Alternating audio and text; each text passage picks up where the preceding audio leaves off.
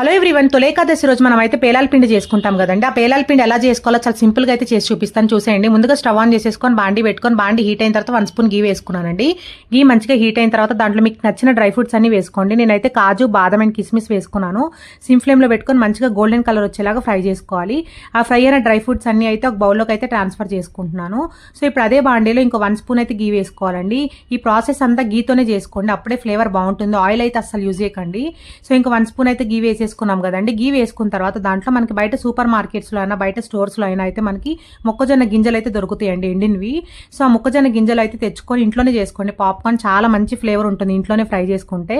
So ఈ popcorn అనేది high ఫ్లేమ్లో పెట్టుకొని జస్ట్ ఒక 2 సెకండ్స్ వేపుకుంటే మనకు కొంచెం కలర్ చేంజ్ అవుతాయి. చూడండి, కొంచెం అలా కలర్ చేంజ్ అయిన తర్వాత ఏం చేస్తారంటే మూత పెట్టేసేసుకొని ఇప్పుడైతే ఫ్లేమ్ని సిమ్లో పెట్టేసేయండి. ఫ్లేమ్ సిమ్లో పెట్టేసుకుంటే మనకి పాప్కార్న్ అనేది ఒక్కొక్కటిగా అలా పేలుతూ ఉంటుందండి పైకి. చూసారండి, చూడటానికి ఎంత మంచిగా అనిపిస్తుందో. చాలా ఈజీగా వస్తాయండి పేలాలు ఇంట్లోనే ఇలా చేసుకుంటే. పేలాల్ని పాప్కార్న్ అని కూడా అంటారు కదా. సో ఇప్పుడైతే మంచిగా అయితే ఇలా పేలాలు అయితే పైకి వచ్చేసినాయి, చూసారండి. వచ్చేసిన తర్వాత అయితే ఇప్పుడైతే స్టవ్ ఆఫ్ చేసేసుకోండి. మొత్తం అలా వచ్చేసిన తర్వాత స్టవ్ ఆఫ్ చేసేసుకొని మూత తీసేసుకొని అవి మంచిగా కూల్ అవ్వాలండి. కూల్ అయిన తర్వాత ఈ ప్రాసెస్ చేసుకోండి, అప్పుడే క్రిస్పీగా మంచిగా నలుగుతాయి. సో కూల్ అయిన తర్వాత మిక్సీ జార్ తీసుకొని దాంట్లో అయితే ఎండు కొబ్బరి వేసుకున్నానండి. అంటే ఒక 3 ఇలాచీ వేసుకున్నాను. అండ్ దాంట్లోనే కొన్ని అయితే పుట్నాల పప్పు వేసుకున్నానండి, చట్నీకి వాడతాం కదా. దాంట్లోనే ఇప్పుడైతే కొంచెం అయితే పేలాలు వేసుకోవాలి.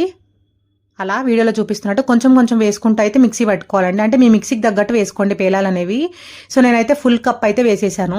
వేసేసుకొని ఇప్పుడైతే మూత పెట్టేసుకొని మంచిగా అయితే మెత్తగా అయితే మిక్సీ పట్టేసుకోవాలి. ఇది సో ఈజీగానే నలుగుతాయండి, ఎందుకంటే మనం అప్పటికప్పుడు ఫ్రెష్గా చేసాం కాబట్టి.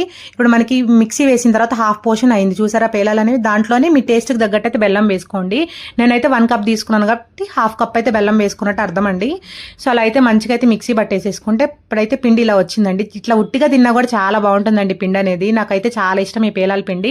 ఇప్పుడైతే ఒక బౌల్లోకి ట్రాన్స్ఫర్ చేసేసుకున్నాను. మిక్సీ పట్టుకున్న తర్వాత మంచి ఫ్లేవర్ ఉంటుందండి ఇంట్లోనే ఇలా చేసుకుంటే. ఇప్పుడు మనం చేసుకున్న పేలాల పిండి పైన ముందుగా ఫ్రై చేసుకున్న డ్రై ఫ్రూట్స్ అయితే గార్నిష్ చేసేసి దేవుడికి అయితే నైవేద్యంగా పెట్టి మీ ఇంట్లో అందరూ అయితే హ్యాపీగా తినేయండి. పిల్లలు అయితే వద్దన్న తింటూనే ఉంటారండి. ఇదైతే అంత టేస్ట్ బాగుంటుంది.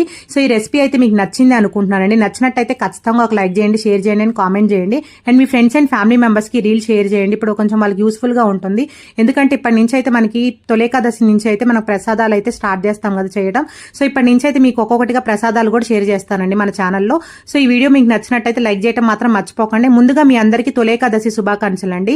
మీ ఇంట్లో వాళ్ళందరూ హ్యాపీగా అష్ట ఐశ్వర్యాలతో ఆరోగ్యంగా ఉండాలని మనస్ఫూర్తిగా కోరుకుంటున్నాను. Thank you so much for watching అండి. Take care, bye bye, see you next video.